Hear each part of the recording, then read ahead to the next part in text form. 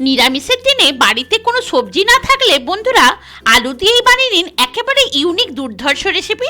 নমস্কার বন্ধুরা, অনেক অনেক আন্তরিক ভালোবাসার সাথে মণিমার রেসিপিতে আপনাদের স্বাগত জানাই। রেসিপিটি ভালো লাগলে অবশ্যই লাইক, শেয়ার ও সাবস্ক্রাইব করে আর পাশে থাকা অল নোটিফিকেশন অন করে বন্ধু হয়ে সবসময় সঙ্গে থাকার অনুরোধ রইল।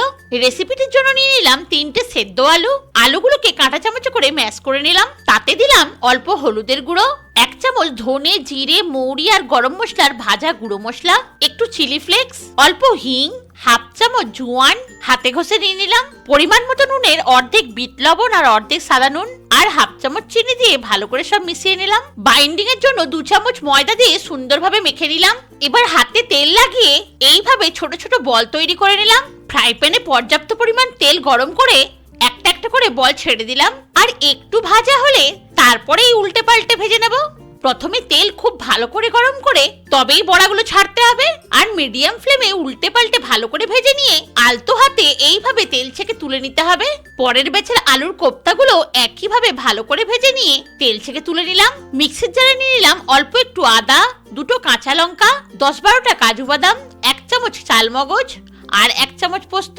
শুকনোই এগুলোকে একবার মিক্সি চালিয়ে নিয়ে তারপরে অল্প জল দিয়ে ভালো করে মিহি পেস্ট করে নেব। এবার গ্যাসে কড়া বসিয়ে অল্প তেল গরম করে দিলাম একটা তেজপাতা, থেতো করা একটা বড় এলাচ আর 2টো ছোট এলাচ, 2টো লবঙ্গ আর 2টো দারচিনির টুকরো। ফোড়নটাকে হালকা ভেজে দিলাম বাটা মশলাটা আর মিক্সির জার ধুয়ে অল্প জল। এবার মশলাটাকে কষিয়ে নিয়ে এর কাঁচা গন্ধ কাটিয়ে নিতে হবে। কিন্তু বন্ধুরা, যেহেতু তে কাজু বাদাম দেওয়া আছে তাই নিচে লেগে যেতে পারে, সেদিকে লক্ষ্য রাখতে হবে। এবার দিয়ে দিলাম 1/2 চামচ কাশ্মীরি লঙ্কার গুঁড়ো, প্রয়োজন মতো নুন, স্বাদের ব্যালেন্সের জন্য অল্প চিনি আর অল্প কসুরি মেথি দিয়ে কিছু সময় ধরে মশলাটা খুব ভালোভাবে কষিয়ে নিতে হবে। দেখুন বন্ধুরা, মশলা থেকে খুব ভালোভাবে তেল ছেড়ে দিয়েছে, তার মানে মশলা কষানো হয়ে গেছে। এবার গ্যাসের ফ্লেম লো করে নিয়ে নেব 3 চামচ ফেটিয়ে নেওয়া টক দই আর দইয়ের বাটিটা ধুয়ে অল্প জল।